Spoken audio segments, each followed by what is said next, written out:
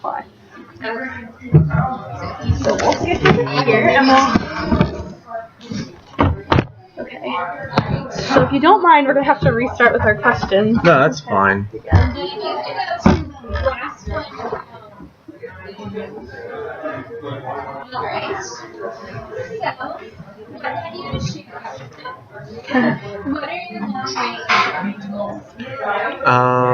Well, my short range goals is pretty much, like I said, to start my professional career, get a job and start my professional career. Pretty much, my long-term goal is to get my master's degree and to obtain more certificates because in cybersecurity there are like so many certifications. It's very important in order to get a job. So right now I already got my first certificate, which is Security Plus. This is very much like a professional certification. It means you are certified in cybersecurity, as well as right now I'm working on getting my second certificate, which is Ethical Hacking Certificate. Then on the long run, maybe 5 years from now or something, I get my CISSP, which is certification pretty much if you want to work like as a security consultant. So that's pretty much my goals. What specific goals, other than those related to your occupation, have you established for yourself for the next 10 years? Well, like I said, that's my career. It's pretty much my focus right now. However, like I said, during my experience in a school, when I started school, I didn't know anything about the school. Nobody told me anything. It was pretty rough, but like I said, people take it, like some people can handle that and start to learn, but other people, they might just get so frustrated. It's like, oh no, that's not for me, you know. So and that's why, I hope one day it will be like in a school something like awareness, counseling, whatever you call it, for the students who are coming from different countries. Because like I said, you have no idea. Different countries, they have completely different systems. Like literally, like you'll be like, oh my god, what is that? It's just completely different. So plus, you might be studying something. Let's say in your country, you come here, change your mind. Because what is good about here is at any time you can change what you're studying, which wasn't available in any other countries.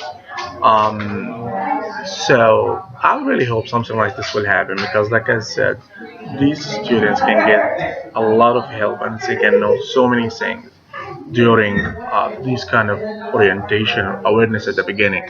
Because, like I said, when I came here, I didn't even know what means credit hour. Because when I went to school, I go, you have 5 classes first term. Each term's not even semester. It's 5 classes first term, 5 classes second term. You pass, you move forward. You don't pick classes, nothing. It's only one class, so that's the only class you're going. So it's like it was like that, So that's something I would love, like I said, one day, it will happen because, like I said, it's very important. It really can make someone just give up, say, oh, no, that's not for me. Because any students coming from different countries coming here, doesn't matter how smart he is or how good of a student he needs support at the beginning. Someone just to explain it to him. It's like, oh well, that's how it works. What do you like to do?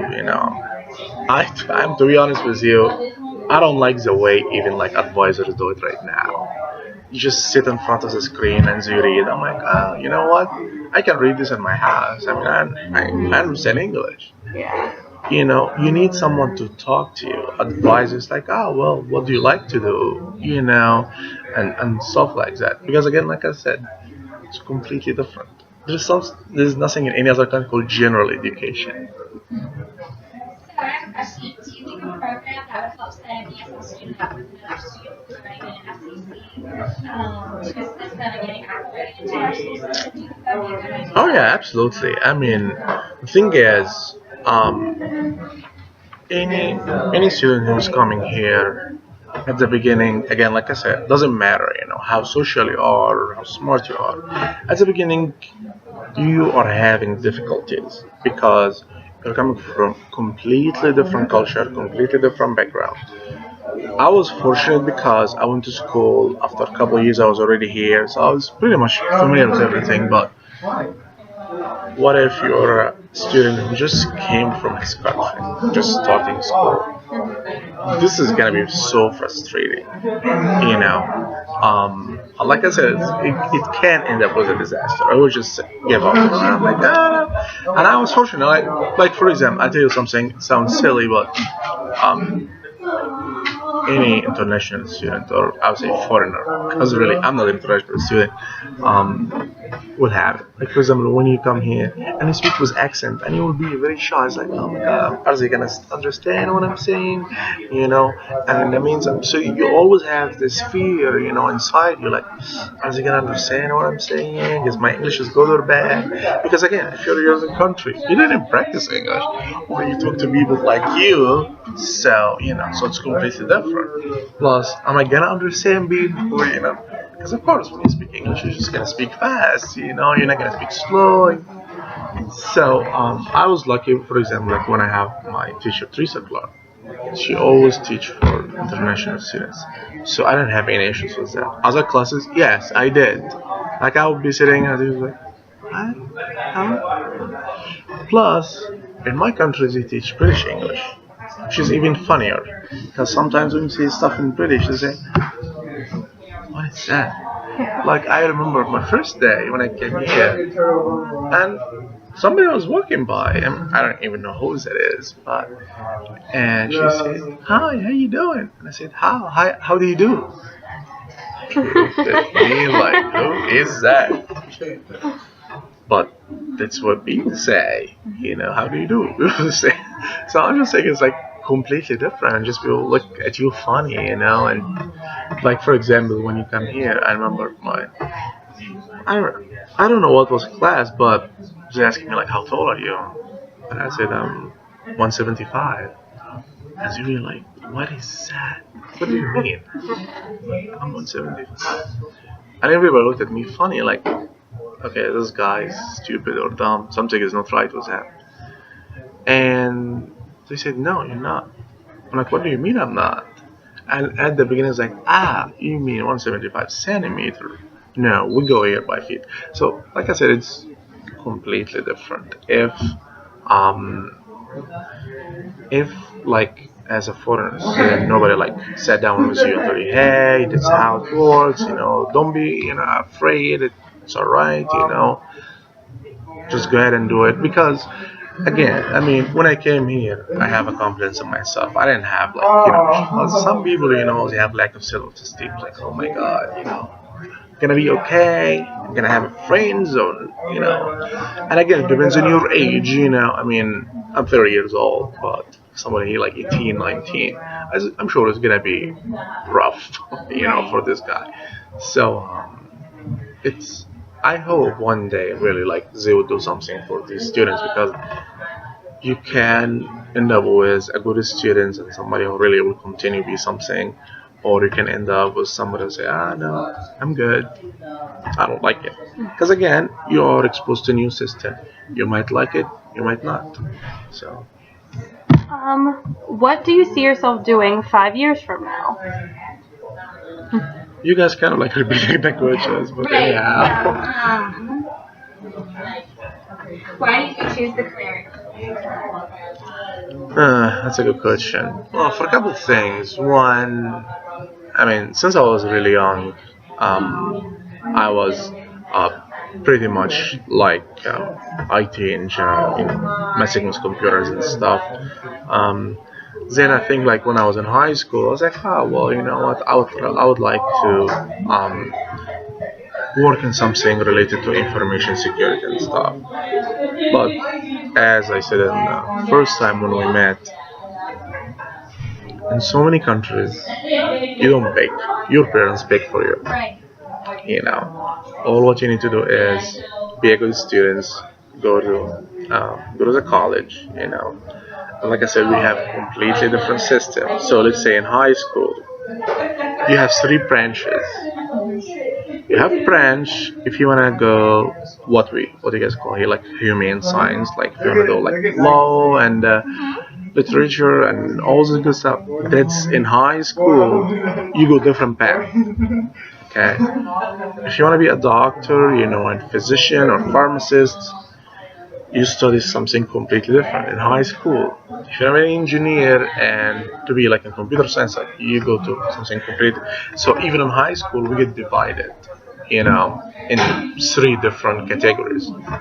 Um, so I was with the math guys who like math and stuff. So I thought like I would say computer science. But then when I finished and I get good grades. Of course, we don't have A's and B's. We go by percentage, so I got like 96%, which was very high. And then my parents like, congratulations, you're gonna be an engineer. I'm like, but that's not what I want. Well, we know better. Now. Yeah, that's what I wanted to do, but like I said, I just didn't get the chance. So, plus, like this field, like in Egypt, it's still like it didn't even start yet because um we don't have the same technology like here. Yeah, people use internet and stuff, but let's say when you talk about online transactions, rarely to find someone like will buy something online. So it wasn't really like very popular. And like I said, just people in so many countries, I'll say Middle East, you are doctors good, they make a good money. You'll be a doctor. Just follow. Engineers make a good money. You follow. That's I mean it's sad because people like get so scared like to change. So they like always like to play in the safe side. But when I came here I was like, oh well, now I got, a new chance to start something new. And this is when I picked it. Plus, it's like a very good career. And right now it's like really booming. And it's one of the top careers right now. So that's something encouraged me because, of course, you want to follow your career, but you want to make money too. So.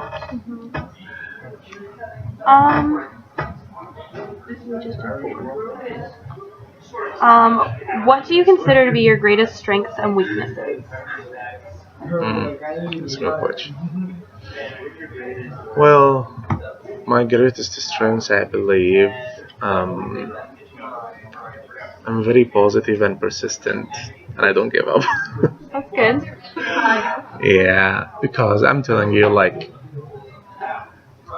when I moved here after 6 months, yeah, about 6 months, I decided I'm done. I'm going back to Egypt. I'm like, no, that's not for me. That's crazy. But the reason why, because when I came here, I didn't know anybody. Literally, like nobody. No family, no friends, nothing. So I'm starting very much from the scratch. So, because again, it's like, you can apply to come here. And I know it sounds funny, but they call it the lottery. Means it's like here when you buy the lottery and win. It's the same thing. You apply, and they might call you and say, "Hey, guess what? We picked you," because they pick people randomly. So hey, you're going to America. Yay! You're going where? You don't even know. Like even like when I go, like, so where I'm going? I don't know. Somewhere. So it's kind of hard, and I didn't know anything. I didn't know how to ride the bus.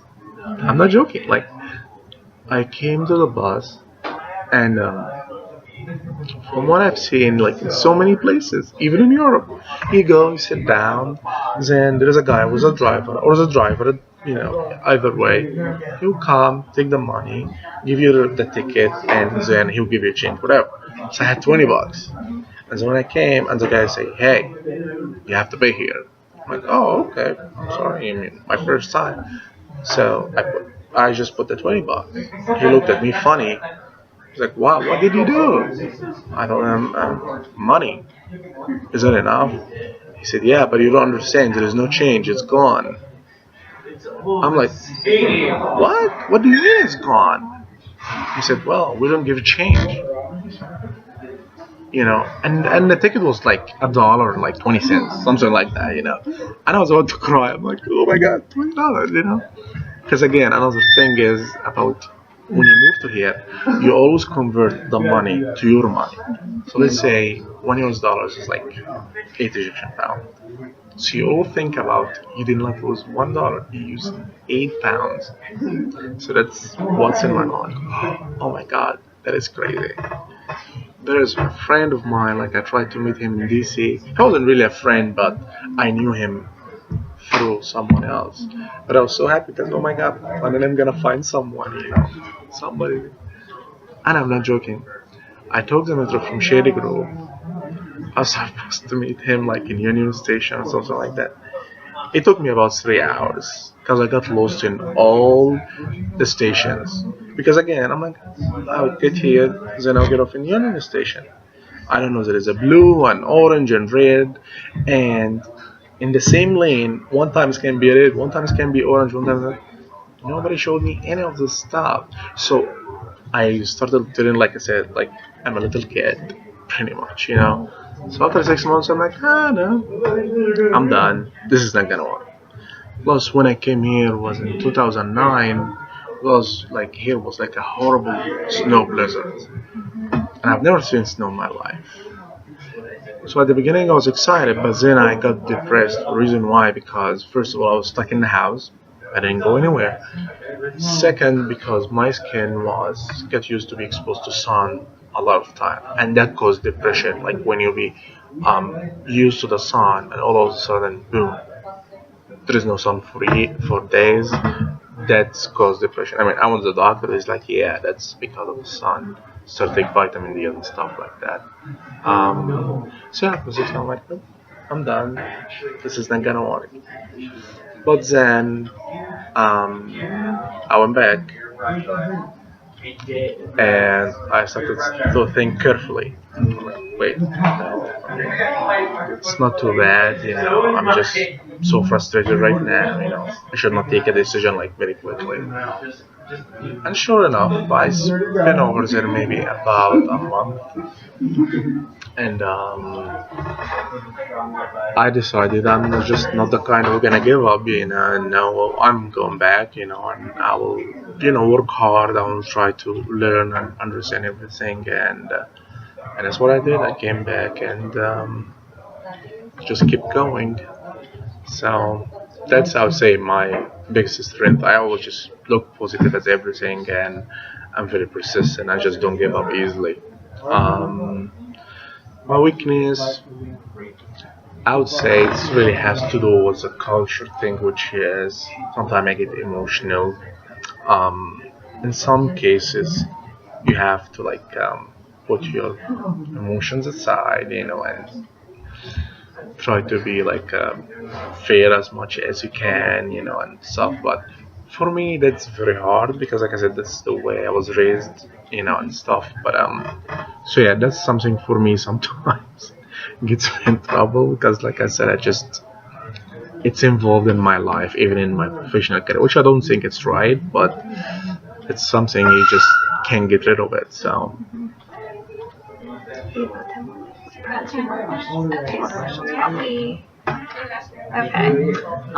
Can you ever see yourself moving back to Egypt?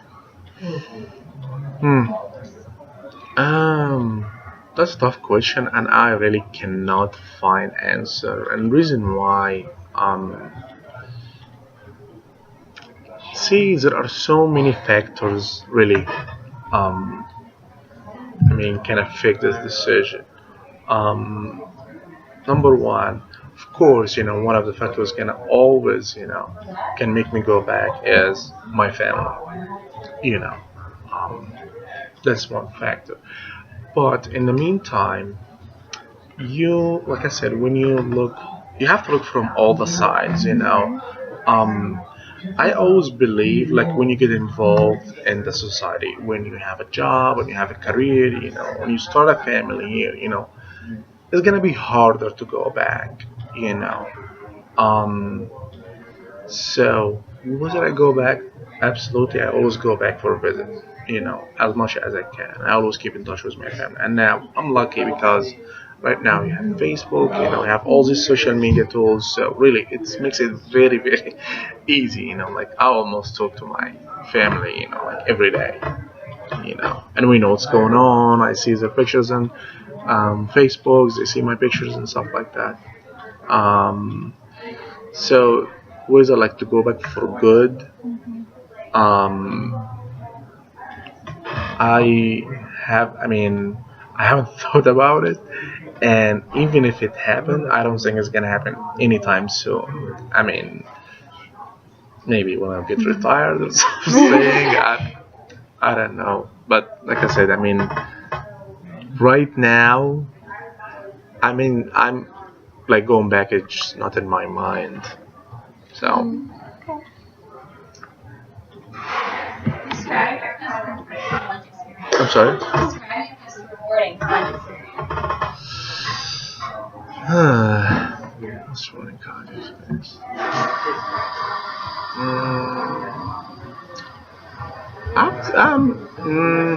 I would say, for me, the most rewarding thing I've had in the school when I was in HCC, I know we're talking about HCC, but was there is something called advisory committee. Advisory committee is where businessmen and like people who represent business in the community come and sit down. Let's say if you're major cybersecurity, they talk to the school about the curriculum, about the good or bad or something, and they need one to represent the students. So I was just sitting, and they just say, "Hey, I'd like to talk to you." Okay. And they said, "You're gonna represent the students, cybersecurity, to go to talk to these people." I was like, "What? How come?" And I was really like so scared because again, you're talking about employers and people, like CEOs for companies, and they wanted to know like a brief about the program from you. So that's for me. I believe it was a very very very rewarding because it's like to be acknowledged, and to be chosen, to represent the whole school, sit down and talk with these guys, it's nothing is not easy, but I would say I was fortunate because like I don't get afraid or scared like to talk in public. So that was a good thing because like I said, I was just like when I was there, it's like it was really like very very professional, and when they took a decision and count voting, I'm like wow. And it's like funny because even like I get to talk about the curriculums and discuss it. I'm like, yeah, we don't like this one. You guys can take it off. So you guys can put this one. And it was really funny because again, you're talking with people who decide what you're gonna study and what not, because they are the ones who are gonna hire the people who graduate. So it was. It was pretty neat. Also, like when I keep in touch with my teachers, any teacher will keep in touch with me, and it's always something very rewarding, and I always value and appreciate that as well because that means you were a good student, and they still like to keep in touch with you. That's a good thing too. Well, I didn't ask one more question. We would just like to thank you so much. No, you're welcome. I am really so sorry. I know I give you guys a hard time about the time, but like I said, I was really absolutely busy, like crazy. I understand completely. And like I said, you've been an amazing person. Thank you. So much. Thank you. Thank you.